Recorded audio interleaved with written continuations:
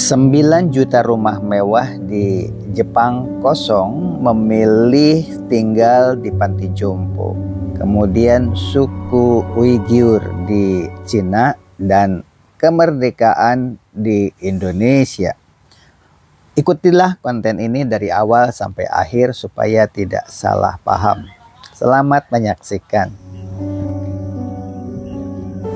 Assalamualaikum warahmatullahi wabarakatuh. Salam sejahtera bagi kita semua. Mudah-mudahan hadirin semuanya dalam keadaan sehat walafiat ya. Pemilu tahun 2024 dibahas sekarang di RT RW pemerintahan setempat.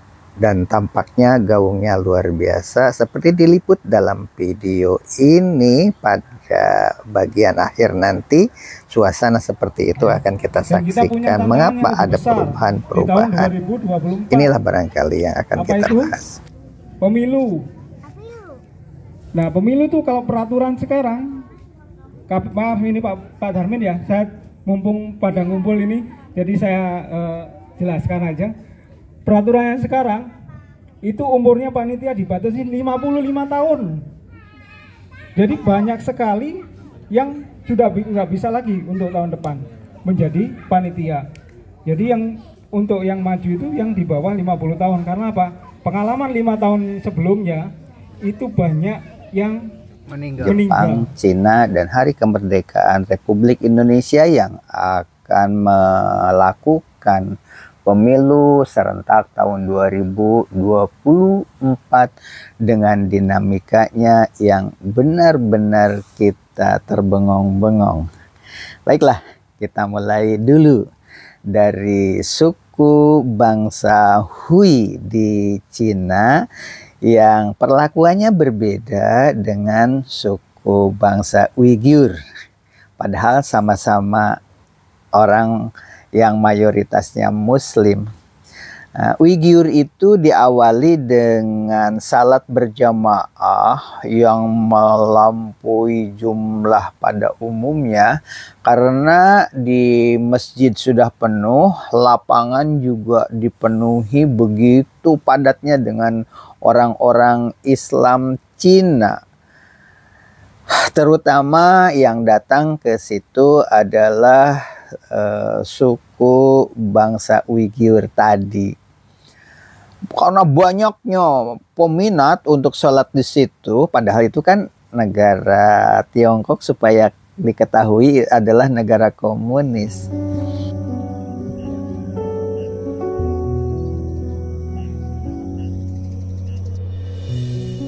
Mungkin panik ya, negara Cina itu akhirnya dikeluarkanlah aturan untuk masuk ke masjid itu harus bayar.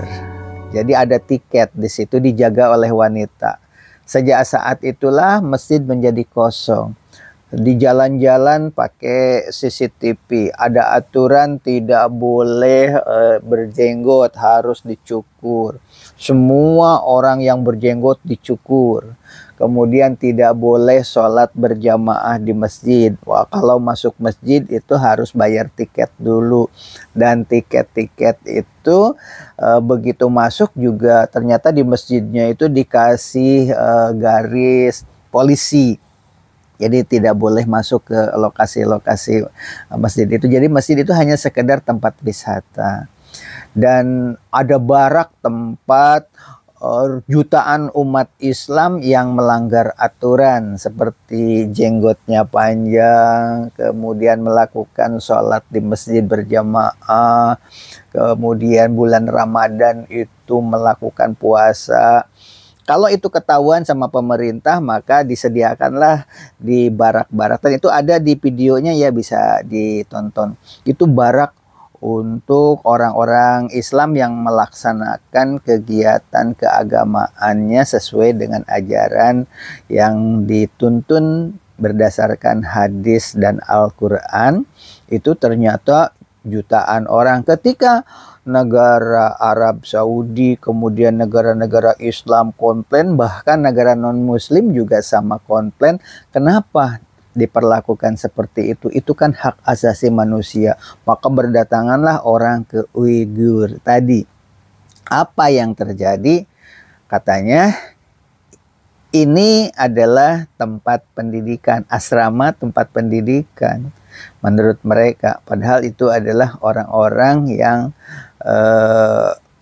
melakukan perlawanan kepada aturan-aturan pemerintah yang melarang sholat di masjid, melarang puasa Ramadan.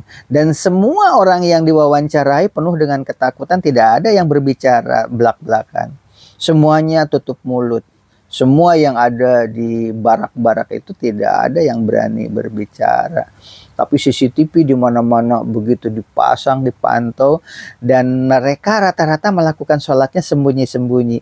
Ketika ada seseorang wartawan internasional yang datang ke masjid, di situ menshoot ada tulisan dilarang azan. Nah, akhirnya bertanyalah kepada pemuda yang ada di rumah makan, ini bulan Ramadan, apakah Anda puasa? Orang yang berpeci muslim itu dengan pakaian-pakaian muslim itu hanya melihat, tidak mau jawab. Akhirnya karena ditanya berulang-ulang, Anda puasa? Ini bulan Ramadan. Nah, dia tidak menjawab apa-apa. Akhirnya dia datang ke tempat makanan, dia ambil makanan kemudian dikunyah. Jadi menunjukkan bahwa dia tidak puasa. Tampaknya seperti itu, saking ketakutannya. Dan ketika ada orang sedang meliput gambar masjid, itu pasti dirazia. Kemudian dihapusin itu gambar-gambar masjid. Begitu di dalam video tersebut. Nah, sebagai bahan gambaran. Tapi sayang, video ini meledaknya sekarang yang selalu dikomentari, hati-hati Indonesia meminjam ke negeri Cina. Nanti akan terjadi seperti Uyghur tadi.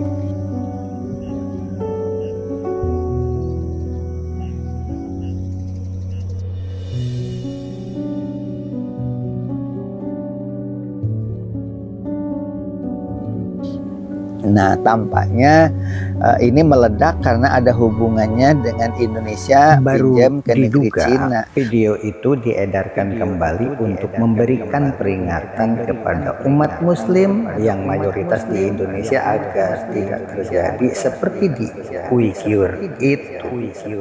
Yang saya rasakan ketika 15 tahun atau 20 tahun yang lampau pergi ke Guangzhou, di sana memang saya hanya melakukan sholat di taman, yang mereka katakan di taman.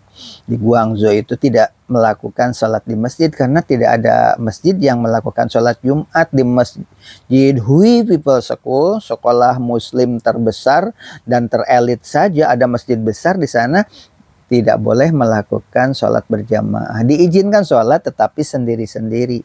Tidak boleh ada sholat berjamaah. Begitu salah satu contoh di suku bangsa Hui yang 70% konon penduduknya adalah muslim. Itu sudah lebih baik. Beda dengan Uyghur tadi. Jadi di Hui itu dianggapnya segitu, itu sudah dianggap istimewa. Kalau di Uyghur itu sampai jenggot pun harus dicukur. Kalau ketangkep orang sholat berjamaah atau melakukan kegiatan-kegiatan keagamaan itu ditangkap, dimasukkan ke barak. Seperti foto-foto dan videonya ada di channel Waglo Gopuk Apung ya. Walaupun suara aslinya dibuang, diganti dengan narasi karena membuat panas suasana menjelang pemilu tahun 2024 itu kan harus dibikin tenang, adem, biarkan rakyat memilih sesuai dengan hati nuraninya, tidak terprovokasi dengan video-video seperti ini. Nah, di sini diungkapkan bahwa Pak RW menjelaskan bahwa pemilu tahun 2024 yang jadi panitia tidak boleh usianya lewat dari 60 karena pengalaman sebelumnya kan banyak yang meninggal dan sampai sekarang tidak bisa dilacak jumlah yang meninggal panitia KPPS itu kok sebanyak itu, kenapa? Maka keluarlah aturan sekarang tidak boleh orang-orang yang sudah sepuh menjadi panitia, harus yang muda-muda. Mungkin ini juga untuk membersihkan citra bahwa dahulu itu yang isunya ada manuver upaya untuk menyakiti atau atau menghilangkan nyawa penitia-penitia yang ekstrim untuk menjaga ketat KPPS atau kotak suara yang terbuat dari kardus katanya menurut mereka.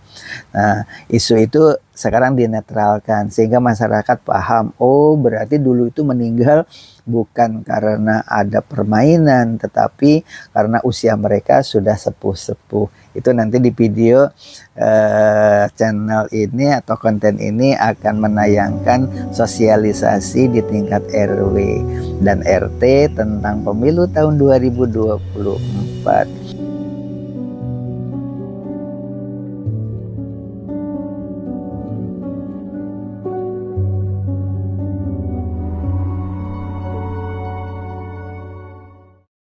Kembali kepada peristiwa di Jepang. Di Jepang saat ini ada 9 juta rumah kosong karena orang-orangnya sudah sepuh dan tidak memiliki anak karena tidak menikah. Dia tidak menikah, kepuasan seksnya diselesaikan dengan cara nyicil. Kalau bisa beli sate, kenapa beli kambing? Begitu pepatah di Indonesia. Itulah yang dilakukan di negeri Jepang pada saat itu. Di samping itu juga dalam keadaan santai di rumah untuk melakukan atau menyalurkan hasrat seksualnya itu mempergunakan boneka seks. Dan boneka seks itu memang bisa menyelesaikan atau solusi terbaik untuk orang-orang sibuk yang tidak mau menikah karena takut punya anak. Kalau punya anak, menurut Nagisa Nishikawa pada saat ada di SMA Negeri 1 Setu ketika saya memimpin sekolah tersebut, dia katakan untuk memelihara anak itu bisa mengorbankan suatu pekerjaan. Makanya orang takut punya anak di Jepang itu karena apa? Kalau mengurusi anak akhirnya pekerjaan tidak bisa berlanjut sehingga ekonomi morat-marit. Ada yang punya anak juga paling-paling 1. Makanya di rumah itu sepi. Di dalam video yang sekarang sedang beredar pesat, rumah 9 juta rumah mewah itu ternyata sekarang dikuasai oleh negara karena tidak ada penghuninya. Walaupun penghuninya ada, pemiliknya ada, tapi tidak ada di situ. Mereka memilih di panti jompo. Mengapa demikian? Karena banyak orang Jepang meninggal tidak ketahuan. Mayat itu sudah membusuk. Mending kalau membusuk sudah berbau baru ketahuan. Rata-rata kenapa kok ini tidak keluar-keluar, begitu kuncinya selalu tertutup, begitu dipantau dicek sudah berantakan, tinggal tulang benulang, dagingnya itu sudah dimakan binatang-binatang kesana kemari begitu. Akhirnya rumahnya itu dibersihkan oleh negara, mengambil tim pembersih untuk rumah-rumah yang mewah itu. Jadi rumah-rumah yang mewah itu kalau diisi juga ngeri. Karena apa? Dulu ada manusia mati di situ dengan tidak terawat, dagingnya berceceran, tulang-tulangnya berserakan, jadi makanan binatang-binatang kecil di dalam rumah itu. Kemudian sekarang dibersihkan, dijual juga orang pada takut kan. Itu salah satu di Jepang dampak dari tidak adanya aturan untuk memotivasi agar berkeluarga. Nah, sekarang muncullah aturan di Jepang menurut Nagisa Nishikawa. Siapapun warga di seluruh dunia ini kalau ingin jadi warga Jepang dipermudah supaya Jepang tidak musnah. Tetap saja warga Jepang aslinya akan musnah karena mereka sudah terbiasa dengan hubungan seksual bebas. Kemudian sudah terbiasa melakukan hubungan, menyalurkan hasrat seksnya dengan boneka. Dan mereka sudah terbiasa tidak memiliki keturunan. Nah, untuk Indonesia bagaimana nih setelah ada 2 peristiwa? Peristiwa di Wuhan. Maksudnya di suku bangsa Hui yang 70% agamanya Islam. Dengan Uighur. Peristiwa di Jepang beda ya. Kalau di Jepang sebenarnya adem, walaupun bagaimana hanya musnah, tidak ada gejolak-gejolak sosial. Kalau di Uighur itu gejolak sosialnya luar biasa karena orang dipaksa untuk mencukur jenggot, tidak boleh masuk masjid, walaupun masuk masjid harus bayar tiket. Begitu.